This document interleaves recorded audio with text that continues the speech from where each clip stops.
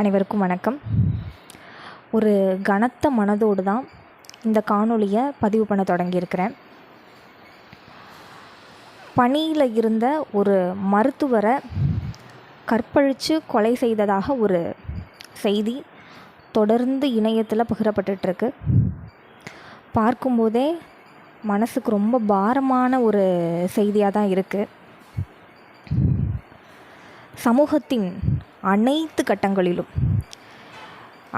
கட்டங்களிலுமே ஒரு பிடுங்கி எறிய முடியாத மிக ஆழமாக வேரூன்றி இருக்கக்கூடிய ஒரு விஷயமாக தான் இந்த பாலியல் வன்கொடுமை அப்படிங்கிறது இருக்குது. சமூகத்தின் அடிப்படை கட்டமைப்பு நம்மளை எப்படி வளர்த்துருக்கு அப்படின்னா அதுதான் இன்றைக்கி இந்த குற்றங்களுக்கெல்லாம் காரணம் அப்படின்னு நான் நினைக்கிறேன். அடிப்படையிலேயே நம்மளுடைய வளர்ப்பு. இன்றைக்கும் நம்ம சொல்கிறோம், ஒரு பொண்ணுக்கு குட் டச் பேட் டச் சொல்லிக் கொடுத்து வளர்க்கணும் அப்படின்னு. பல மேடைகளில் நான் பதிவு பண்ணுற ஒரு விஷயந்தான். ஒரு பெண்ணிற்கு குட் டச் பேட் டச் சொல்லிக் கொடுக்கறது எவ்வளோ முக்கியமோ அதை விட முக்கியம் ஒரு ஆண் மகனுக்கு குட் டச் மட்டும் சொல்லிக் கொடுக்கறது. ஒரு பெண்ணிற்கு குட் டச் பேட் டச் சொல்லிக் கொடுத்தோம் அப்படின்னா அந்த பெண் பாதுகாப்பாக இருப்பாள். இதுவே ஒரு ஆணுக்கு குட் டச் மட்டும் சொல்லிக் கொடுக்குறோம் அப்படின்னா அவன் சந்திக்கக்கூடிய அத்துணை பெண்களும் பாதுகாக்கப்படுகிறார்கள் அப்படிங்கிறது தான் உண்மை.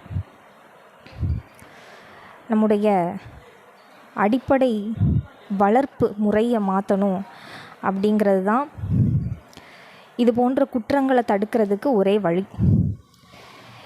நம்ம சொல்கிறோம், குற்றங்கள் நடக்குது, தண்டனைகள் கடுமையாக்கப்படணும், அப்போ தான் தவறுகள் குறையும் அப்படின்னு.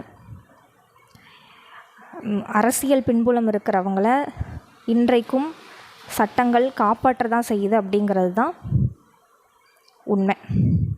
அரசியல் பின்புலம் பணபலம் படைத்தவர்களை. அதனால் ஒரே தீர்வு நம்மளுடைய வளர்ப்பு முறையை மாற்றுறது தான். அடிப்படையிலேயே இப்போது ஒரு அக்காவும் தம்பியும் இருக்கிறாங்கன்னு வச்சுக்குவோம் ஒரு வீட்டில். அந்த பொண்ணு பெரிய பொண்ணாக இருக்கும், அந்த பையன் சின்ன பயலாக இருப்பான். ஆனால் அந்த பொண்ணு வீட்டை விட்டு வெளியே போச்சு அப்படின்னா அந்த பையனை கூட அனுப்புவாங்க. அது சும்மா அனுப்ப மாட்டாங்க, ஒரு விஷயம் சொல்லி அனுப்புவாங்க. ஜான் பிள்ளை ஆனாலும் ஆண் பிள்ளை அப்படின்னு சொல்லி அனுப்புவாங்க. அப்போ அடிப்படையிலேயே அந்த பொண்ணு எப்படி வளர்க்கப்படுகிறாள்? இந்த சமூகத்தின் மீது ஒரு பயம், ஒரு பய உணர்வு, ஒரு அச்சுறுத்தலோடு வளர்க்கப்படுகிறாள். அப்படியே வளர்றா, எதையுமே எதிர்கொள்ளக்கூடிய தைரியம் இல்லாமல் வளர்க்கப்படுறா. அந்த ஆம்பளை பையனுக்கு ஒரு கெத்து, நம்ம இல்லாமல் பொண்ணுங்களால் எதுவும் பண்ண முடியாது அப்படி.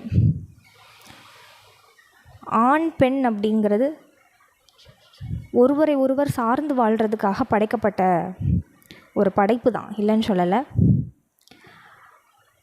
ஆனால் நம்முடைய ஆரம்பத்தில் சொன்ன மாதிரி நம்மளுடைய வளர்ப்பு முறையை மாற்றணும் அப்படிங்கிறது தான் நிதர்சனம்.